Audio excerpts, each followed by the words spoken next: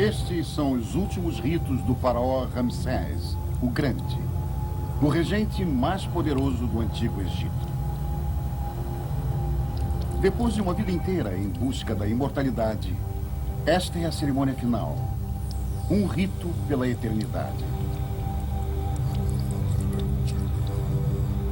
Durante os 70 dias seguintes à sua morte, ele é preparado para a vida eterna pelo alto sacerdote de Anubis, o grande embalsamador, o guardião dos mistérios. Seu corpo foi limpo, purificado e desidratado.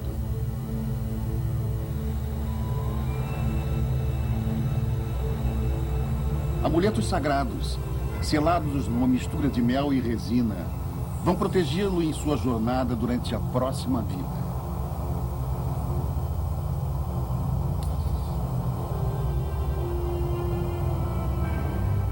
Cada ato expressa crenças e sonhos sagrados para o povo egípcio, o esteio e a verdadeira base da vida egípcia.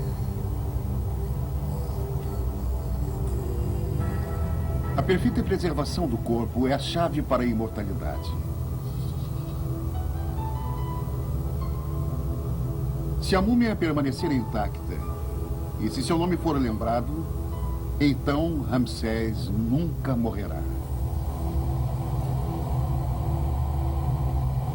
O esquife do rei é fechado. Permanecerá selado? Viverá Ramsés eternamente?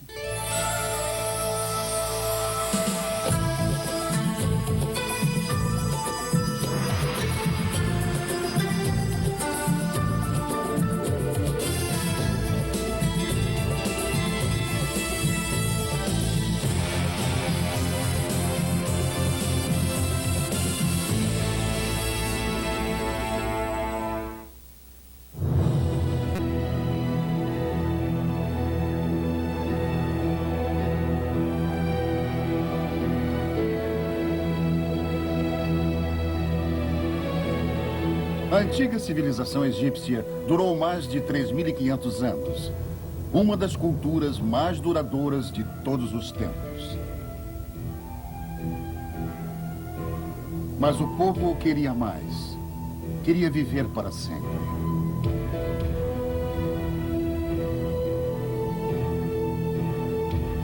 Nenhum egípcio clamou tanto pela imortalidade quanto os faraós. Seus templos e monumentos notáveis foram criados para proteger o rei em sua vida após a morte. De todo o Antigo Egito, do Mediterrâneo até a Núbia, no sul, apenas a múmia de um único rei permanece imperturbável nos dias de hoje. Aqui no Vale dos Reis, muito ao sul das pirâmides, a descoberta desta tumba surpreenderia o mundo.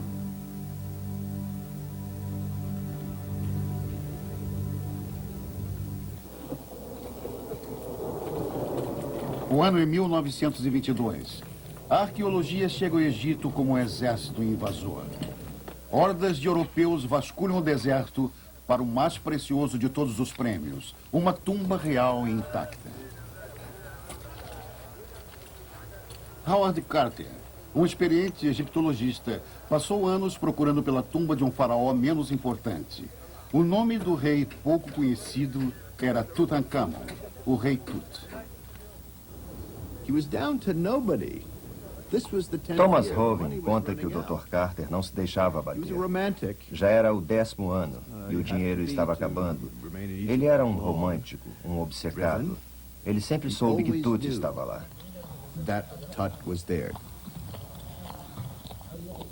O grande momento de Carter chegou nos primeiros dias de sua 6ª expedição. Ele descobriu indícios de uma cripta que permanecia enterrada embaixo da tumba de um faraó posterior. Um acidente do destino que a manteve escondida dos ladrões de tumbas durante séculos.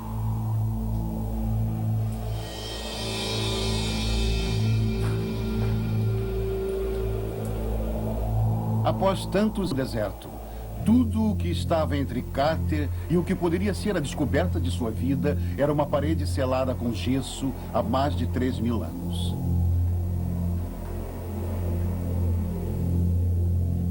Carter não tinha intenção de deixar que detalhes legais o atrasassem.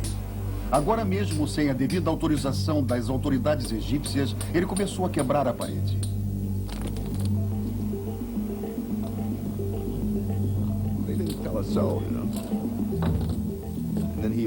Carter abriu a tumba e uma lufada da antiga atmosfera saiu trazendo o cheiro de tudo que estava lá.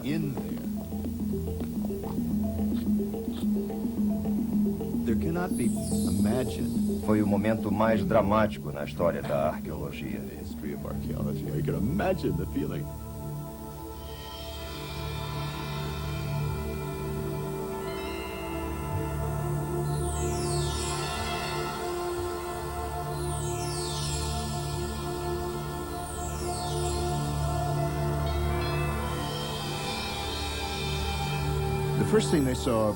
A primeira coisa que viram foram enormes móveis cerimoniais com formas de touro e tigre, com as incrustações de vidro ainda preservadas. Ninguém havia visto nada parecido com aquilo mesmo nos relevos ou nas pinturas das tumbas.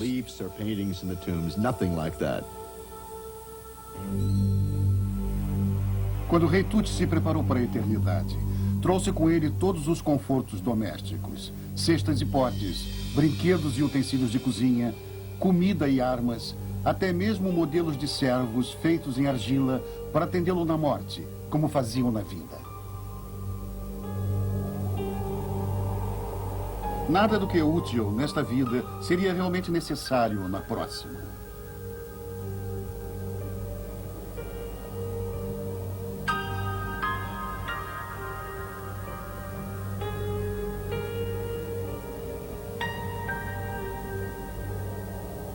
Mas muito pouco se sabe sobre o próprio rei. Apenas que estava com 18 ou 19 anos quando morreu e que tinha uma esposa jovem. Mesmo as múmias de 2 bebês, também encontradas na cripta, permanecem à margem dos mistérios que cercam a vida do jovem faraó. Mas uma coisa estava clara. A tumba de Tut foi projetada como um portal para a imortalidade. Um depósito de itens sagrados e mágicos para a sua jornada para a eternidade. Hovin conta que encontraram armas que ninguém sabia ter existido. Arcos elaborados, uma peça de aço. Em seu coração, o local mais precioso, no nível mais profundo do rei Tut, encontraram uma peça de aço, uma faca em miniatura, mais valiosa do que todo o ouro encontrado.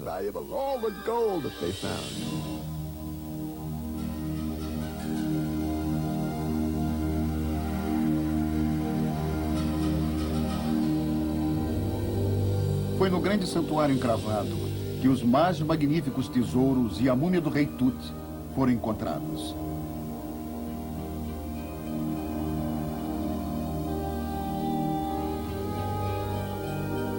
O mais interno dos 4 sarcófagos era de ouro sólido.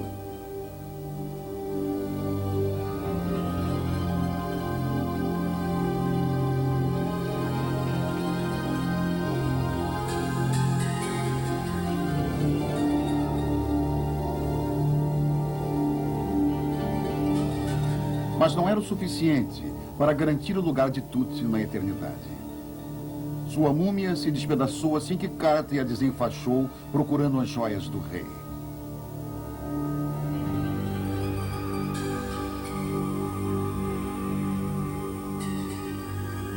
Infelizmente, o rei Tut será lembrado não como um faraó, nem mesmo como um homem, mas como um tesouro.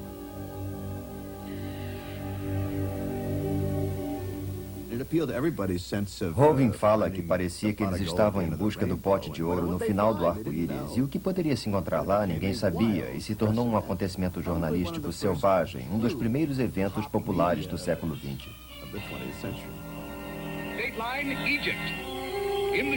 As notícias da descoberta arqueológica corriam o mundo nas vozes excitadas dos narradores da época e transformaram o fato científico numa descrição apaixonada dos mistérios do Egito. Um grande fato jornalístico máximo.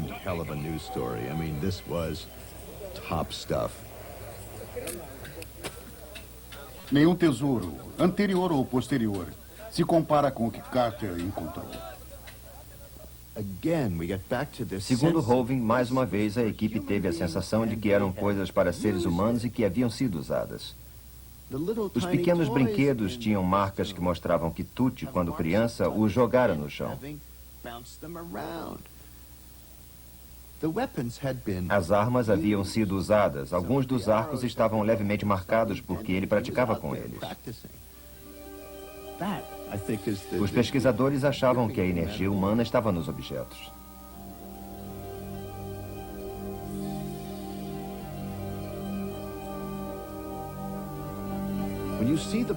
Nos retratos, observa-se que o rei Tut, neste trono dourado, com sua noiva da mesma idade, de 13 ou 14 anos, em completa felicidade, percebe-se que se amavam pela maneira afetuosa com que um toca o outro.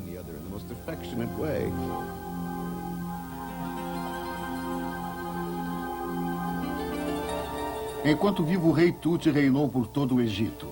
Na morte, ele esperava que a vida eterna fosse pródiga como a corte real que ele havia deixado.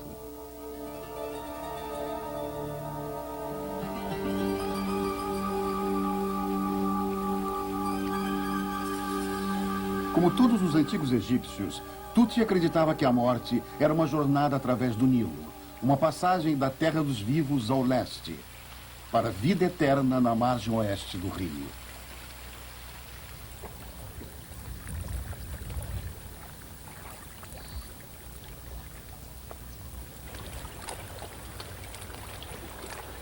O Nilo era a alma do Egito, o elo sagrado entre a terra dos vivos e a terra dos mortos. Os egípcios viviam no lado leste, mas não importava se você fosse um faraó enterrado numa pirâmide ou um cidadão comum sepultado na areia. Você esperava ser enterrado na margem oeste do rio. No seu ritmo constante e confiável, o rio fornecia a base para sua crença na passagem desta vida para a próxima, de uma margem à outra. A passagem para a eternidade.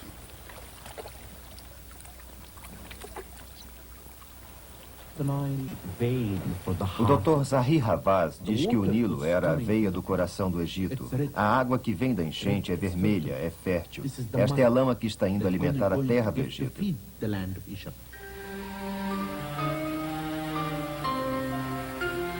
O mais velho mito do Antigo Egito, a história da criação, foi gerada em meio às águas turbulentas do Nilo.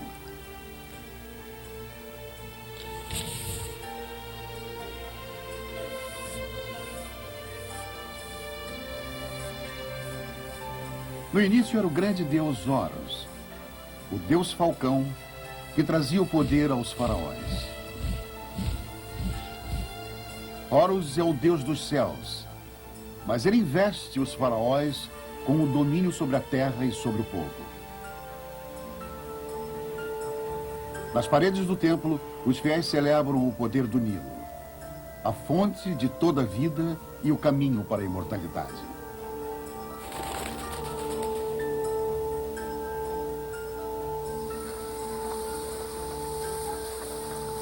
As águas do Nilo, a ligação sagrada unindo os faraós ao seu povo, do momento da criação aos dias de hoje. O Dr. Zahi lembra que se você for em qualquer um dos vilarejos do Alto Egito moderno, perceberá que há uma grande semelhança entre o antigo e o moderno. Existe uma continuação entre o passado e o presente.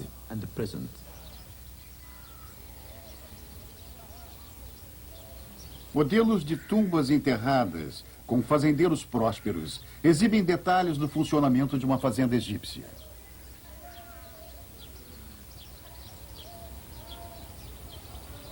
É uma rara visão do modo de vida de 4.000 anos atrás. Mas as vidas do faraó e do fazendeiro, além do seu desejo pela vida eterna, têm pouco em comum e nenhum elemento os separava mais do que a pedra.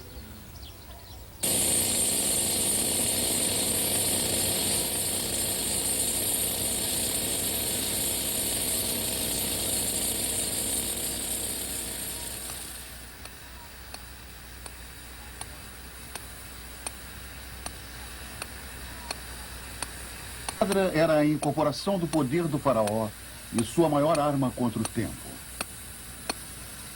A grande missão de cada novo rei era garantir as pedreiras que forneceriam o material bruto para os monumentos do seu reinado.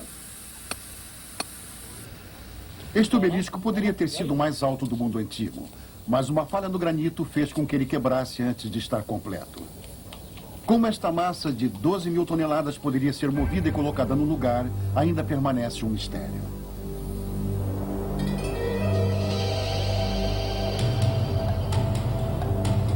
No Egito Antigo, a pedra era o meio para a imortalidade. Era a pedra que assegurava que o nome do rei seria lembrado e sua mortalidade garantida.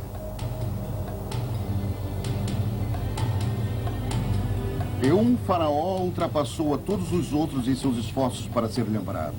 Seu nome era Ramsés o Grande. Maior construtor da história do Egito, Ramsés reinou até o seu 19º ano. Seu harém, abarrotado de rainhas, esposas e concubinas, incluía 3 filhas e uma irmã.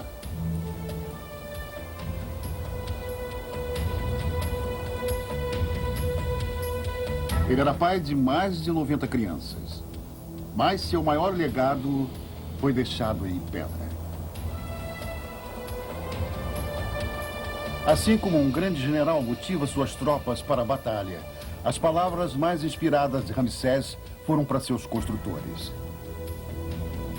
Ele dizia: ó, meus trabalhadores escolhidos, valiosos homens de habilidade comprovada, artesãos da pedra valiosa, eu sou seu provedor constante. Os silos gemem de grãos para vocês. Nenhum de vocês passará a noite com fome.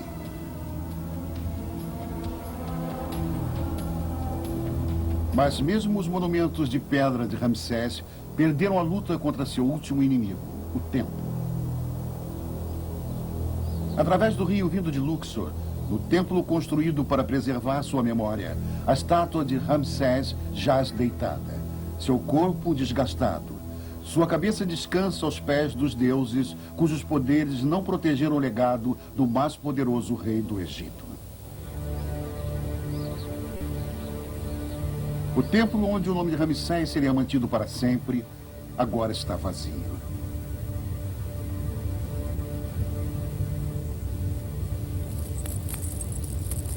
O que foi feito dos tesouros de Ramsés?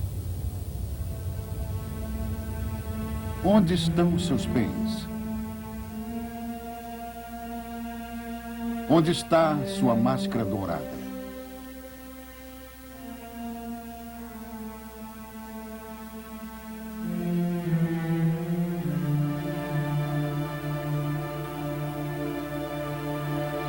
Só isso sobreviveu. Esta é a múmia nua do antes poderoso Ramsés.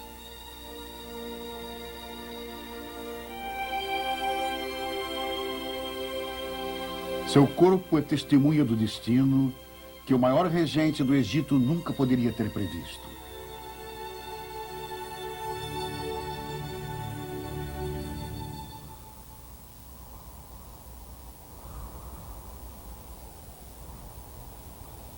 Em torno do ano 550 a.C., a era dourada da civilização egípcia havia passado e o decadente Império Romano agora dominava o Egito. Com os romanos veio o cristianismo. A antiga fé em reencarnação e imortalidade foi banida. Mas o último bastião de antigo conhecimento e as crenças egípcias permaneciam. Este santuário retirado chamado Templo de Philae.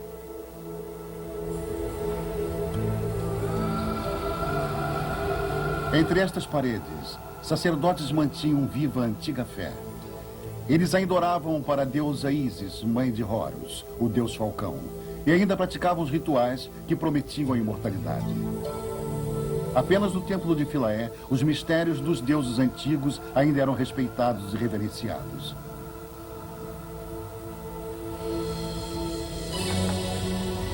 E apenas estes homens santos ainda podiam ler os antigos escritos, os hieróglifos escavados nas paredes.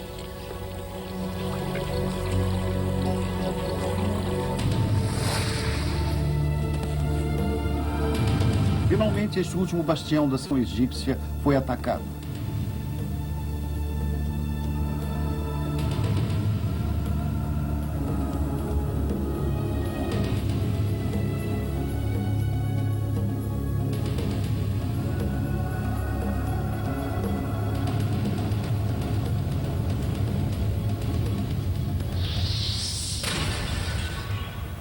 Um grupo de fanáticos cristãos, ultrajados pela continuada adoração a deuses pagãos, assaltou os sacerdotes, quebrando o último elo vivo com os faraós.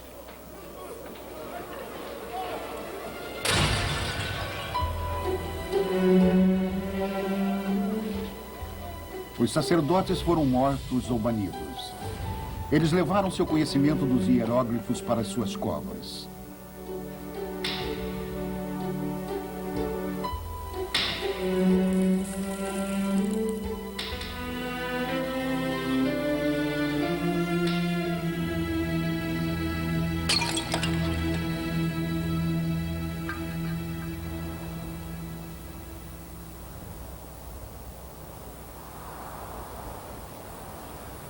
Os sonhos do Egito haviam sido destruídos.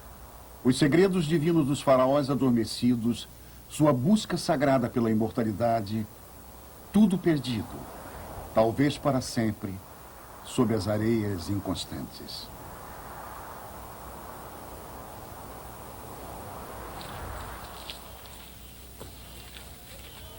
O silêncio durou 1.300 anos. Então, outro invasor chegou.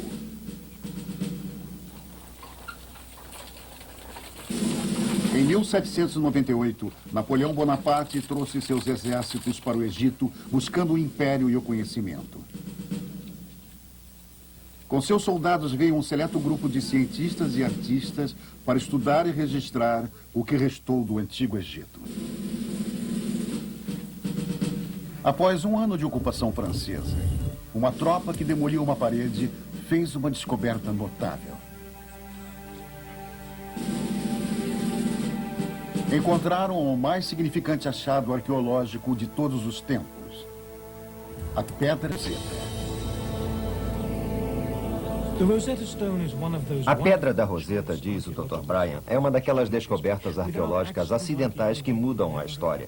Sem os acidentes, a arqueologia poderia nunca ter acontecido. De todas as grandes descobertas, muitas aconteceram por acidente. No momento em que ela chegou ao Instituto Francês no Cairo, os especialistas reconheceram o caminho pelo qual poderia ser possível decifrar os hieróglifos, porque havia palavras escritas em grego.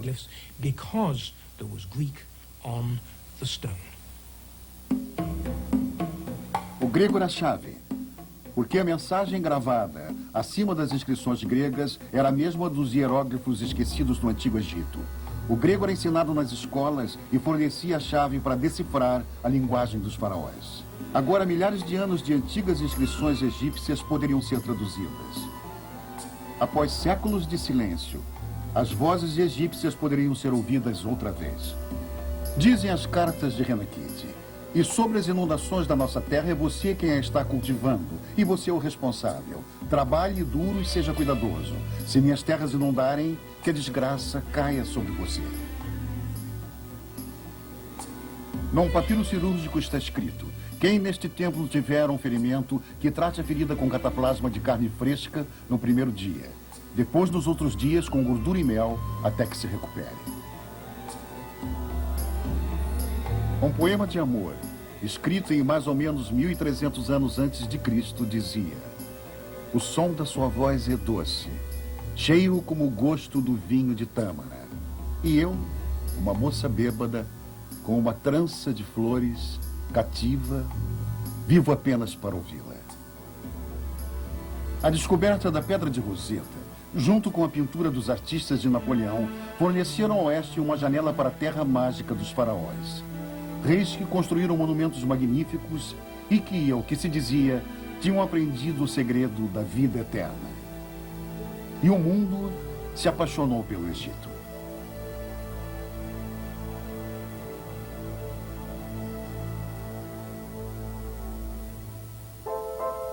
Agora, turistas e místicos, caçadores de tesouros e arqueólogos, todos chegam ao Vale do Nilo. Em 1849, Florence Nightingale disse: os colossos não parecem tão colossais. Ao contrário, eles estão em equilíbrio com tudo em torno deles, como se eles fossem do tamanho natural do homem e nós anões.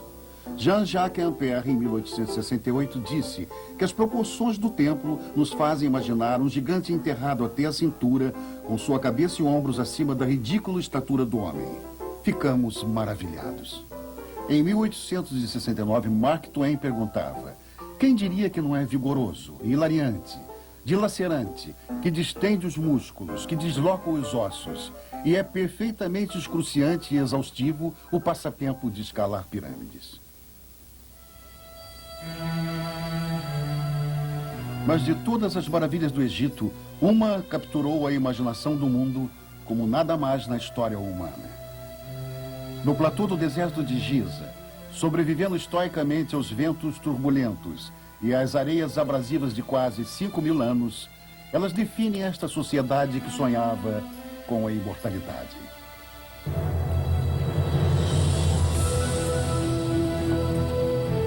As pirâmides que haviam derrotado o próprio tempo. O símbolo mais conhecido no mundo da glória do antigo Egito, construídas como tumbas e depois estripadas, roubadas, agredidas pelos séculos e ainda resistindo. Existem mais de 2.300.000 blocos de arenito na grande pirâmide de Quéops. Cada pedra pesando entre 2 e 15 toneladas. Sua base é um quadrado quase perfeito.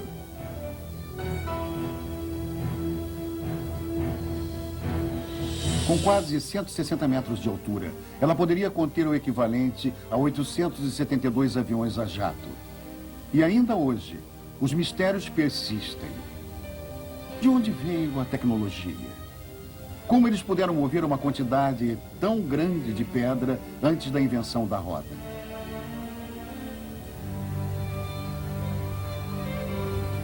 Talvez o mais intrigante de tudo. Quem teria imaginado que tudo isso seria possível? Estruturas eternas de pedra, as maiores do mundo, quando nada com uma fração do seu tamanho havia sido.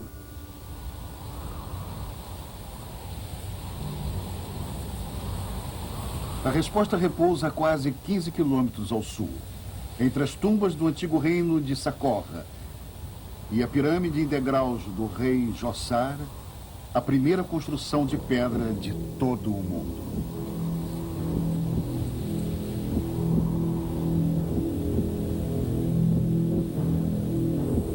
Este foi o laboratório que provou que as grandes pirâmides eram possíveis. Diferente de qualquer coisa que o mundo já havia visto, era um feito tão notável de engenharia que seu arquiteto Imhotep foi proclamado Deus.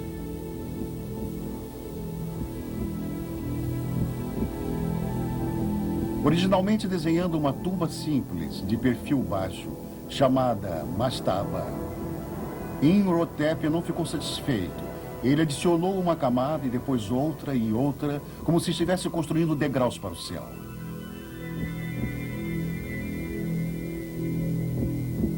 Ele também cavou fundo na terra, criando um labirinto de câmaras, galerias e corredores, projetados para manter o verdadeiro local de sepultamento do rei em segredo. E proteger a múmia real de ladrões de túmulos. Passagens escuras e serpenteantes, cada curva, cada detalhe, ainda hoje dão a impressão de que o que Imhotep projetou era intransponível.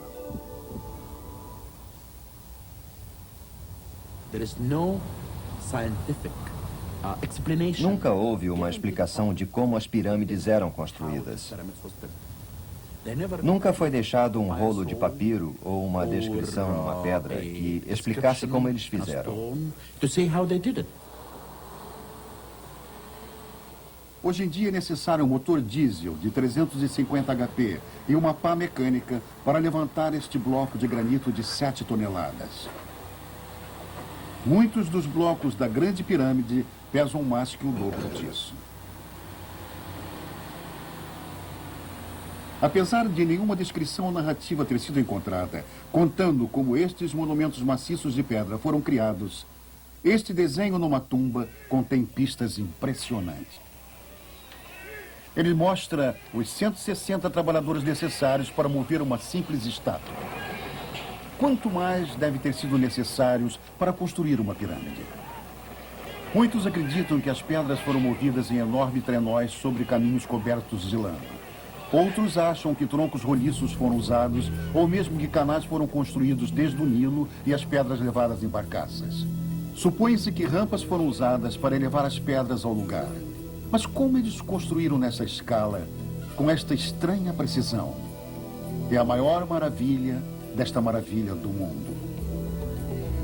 As pirâmides foram construídas para abrigar os faraós para a eternidade. Mas as pedras falharam. A tumba se tornou um marco, atraindo tantos ladrões quanto repelia. E o Egito se tornou uma terra assolada por caçadores de tesouros. Não havia maneira de evitar os saques e pilhagens.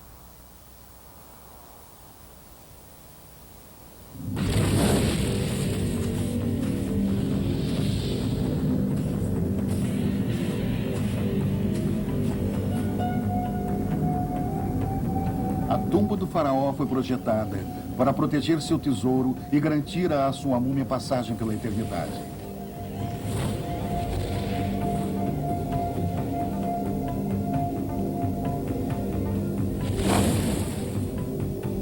Mas a atração pelo tesouro real era irresistível.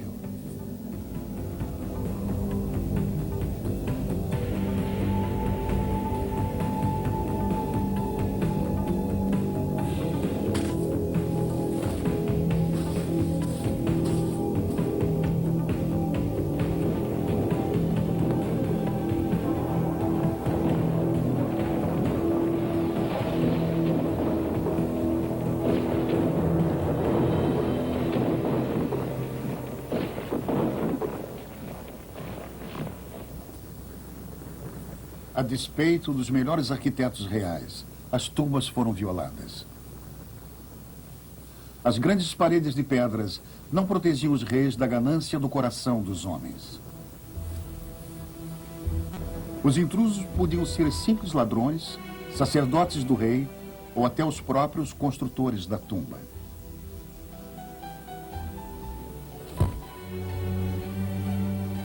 Uma transcrição de uma tentativa real encontrada em antigo papiro revela sua ganância. Amon-Panafer de Karnak, um dos construtores do templo, deixou escrito: "Nós arrombamos e encontramos o faraó deitado no fundo da tumba. Roubamos todos os seus pertences de ouro, prata e bronze e os dividimos entre nós." E os saques continuaram através dos séculos. Na pilhagem desenfreada do século XIX, nada era sagrado. A gigantesca cabeça de Ramsés foi arrastada pelo deserto e levada para o Museu Britânico.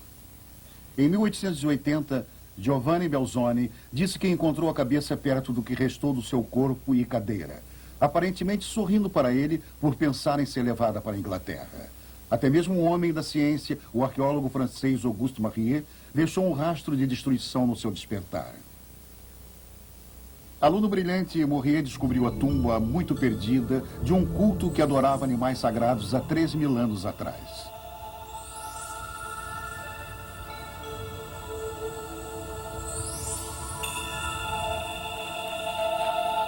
Muito abaixo do chão em Sakura, um labirinto de catacumbas com caixões de pedra maciça que um dia abrigaram múmias de touros adultos. Cada câmara de granito pesava 80 toneladas. Mesmo assim, haviam sido roubadas. As tampas abertas em tempos remotos por uma força que Morrier nem conseguia imaginar.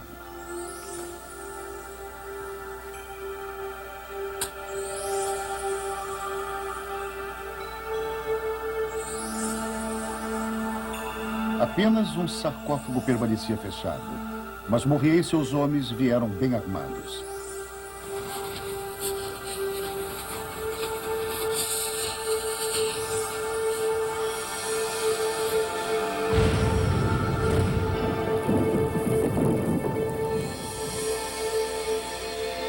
Produto de seu tempo, tão ávido por tesouro quanto por conhecimento.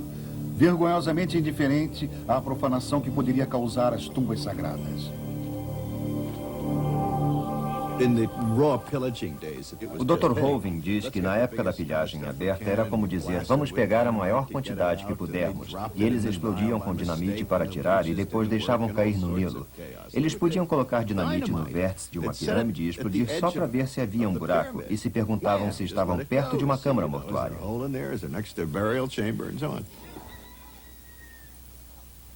Apesar dos melhores esforços das autoridades egípcias, as escavações ilícitas continuavam. Os transgressores mais persistentes viviam aqui em Qurna, a Vila dos Ladrões.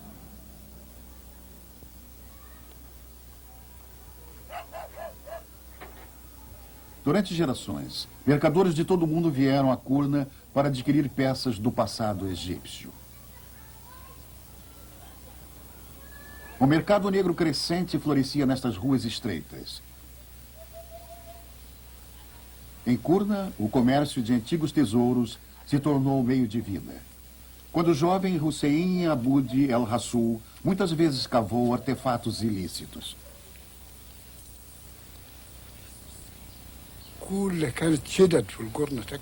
Qurna está construída sobre muitos artefatos e antiguidades.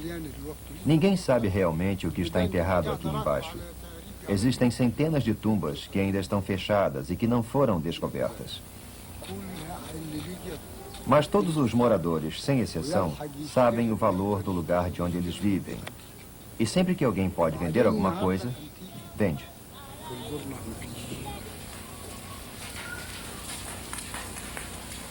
A cidade está localizada no antigo cemitério.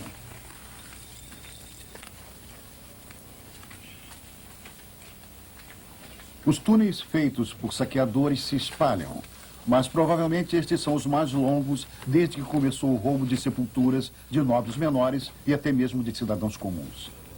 A cidade dos ladrões ganhou sua reputação, mas o pior dos saques não é o trabalho dos amadores. É a pilhagem com certificado. A pilhagem em nome da arte e da ciência. A pilhagem para encher os museus nacionais de todo o mundo. O Dr. Hoving diz que os administradores dos museus são treinados para obter. Eles fazem três coisas. Eles obtêm, exibem e divulgam. Mas a coisa mais encantadora é obter. E o ressentimento das pessoas que vivem nos países onde foi feita a pilhagem finalmente chegou ao ponto onde tudo foi encarado seriamente pelo poder industrial, que eram os colecionadores. Nós, continua o Dr. Hoving, não queremos mais nada deste roubo. E vocês que são estudiosos, vocês que são administradores, vocês que colecionam, vocês estão contribuindo para um comportamento criminoso quando dizem eu compro qualquer coisa.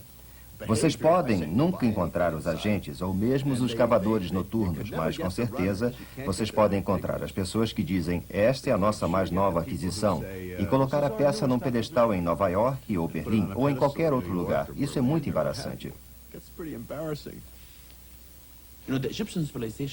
O Dr. Zahi enfatiza que eles sabem que a civilização egípcia não pertence somente ao Egito, mas sim a todos em todo o mundo. Como egípcios, eles são os guardiões desta civilização e é por isso que todos nós, egípcios, americanos e europeus, temos que cooperar para acabar com este crime.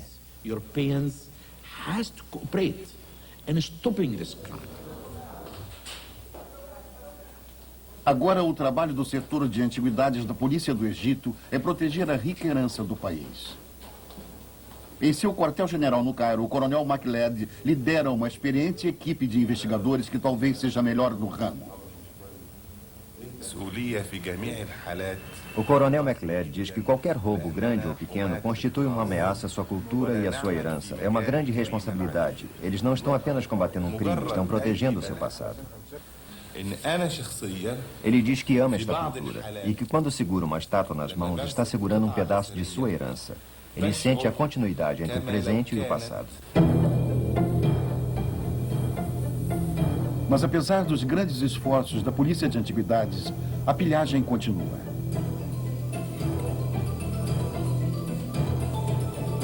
Em 1922, um templo isolado foi invadido por um audacioso grupo de ladrões. Seu alvo, uma das relíquias mais importantes e grandiosas do templo.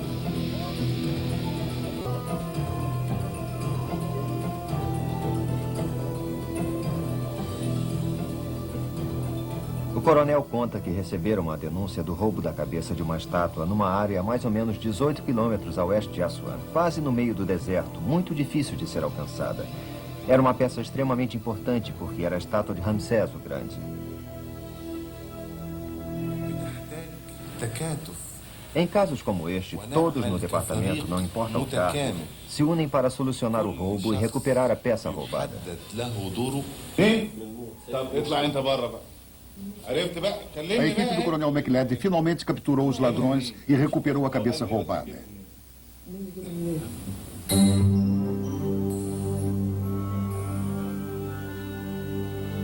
Mas o dano já estava feito.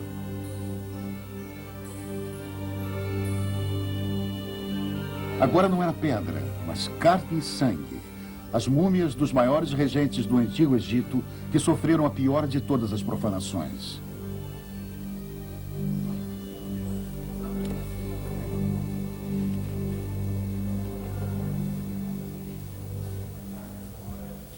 Os faraós não foram deixados em paz. O destino desta múmia não é raro, somente sua linhagem. Esta é a múmia de Tutankhamon, o rei Tut. Ao longo dos anos ele foi grosseiramente manipulado, mas as múmias sofreram indignidades muito piores. Elas se transformaram em objetos de rituais e credos bizarros. O Dr. Brian conta que na Idade Medieval, o pó das antigas múmias egípcias era considerado um remédio poderoso e um grande afrodisíaco. O rei da França usava no cinto uma bolsa de couro com pó de múmia. Um mercado promissor em que era chamado múmia se desenvolveu por toda a Europa. Existem vários exemplos no final do século XVIII de pessoas moldando as partes descobertas das múmias. E grupos de médicos e cientistas reunidos dando uma recepção e solenemente desenfaixando a múmia. E a coleção de múmias se tornou um grande negócio.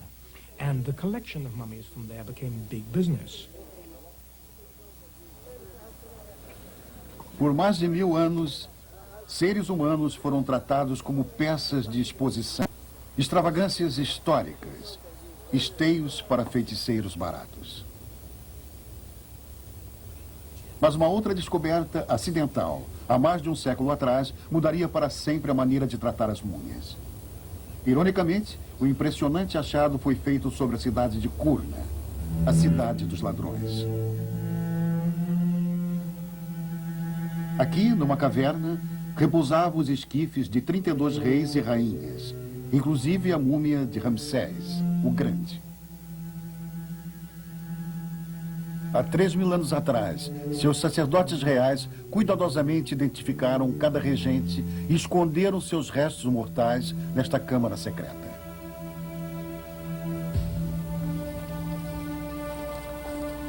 Agora as autoridades egípcias removeram as múmias reais de suas tumbas para sua própria proteção.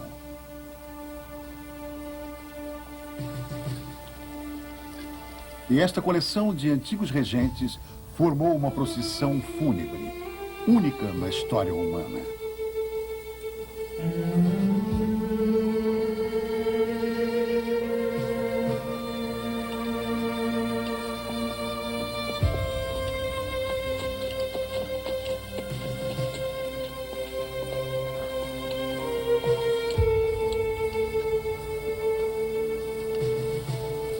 Ao longo de todo o Nilo, os egípcios se reuniram para render homenagens, enquanto a melancólica caravana de antigos regentes fazia sua jornada final em direção norte para o Cairo.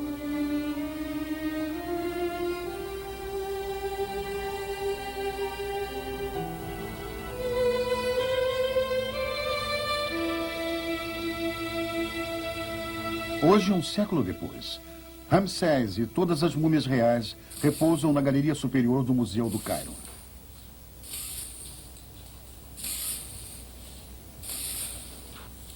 Um esforço inigualável de conservação é feito para preservar os antigos faraós e terminar a tarefa que seus sacerdotes começaram. Mas agora, os cientistas tomaram o lugar dos homens santos como protetores das múmias reais. Dr. Nair Skander está levando uma vez poderoso para um estranho lugar de repouso.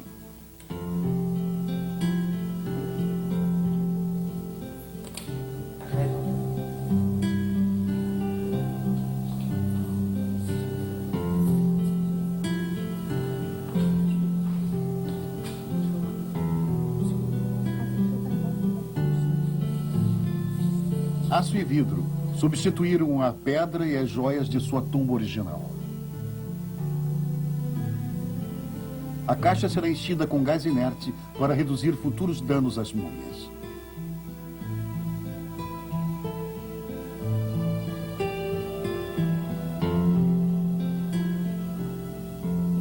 Terminando uma jornada que começou no século XII a.C., esta múmia real agora descansará em paz, protegida pela tecnologia do século XX.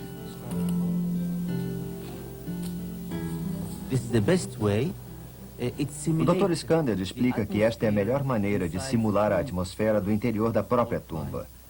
E todas as vezes que ele a vê, ele tem uma sensação profunda de que ficar cara a cara com este homem é um momento para ser lembrado por toda a vida. Ele acha muito difícil explicar coisas como esta, mas ele se sente parte disso tudo. É a história do Egito. É a própria história do mundo. It's our history, and now it's world history.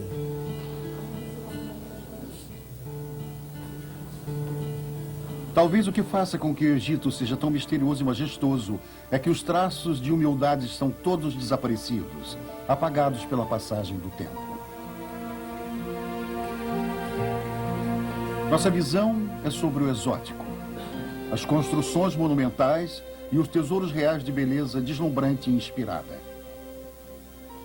O que sobrevive dos lugares de repouso de rainhas e reis são as fabulosas decorações dos sacerdotes e feiticeiros. Mas o que nos prende de verdade são as múmias, as faces preservadas de homens e mulheres que viveram vidas inteiras e que morreram na esperança de que suas vidas perfeitas ao longo do Nilo nunca terminariam realmente.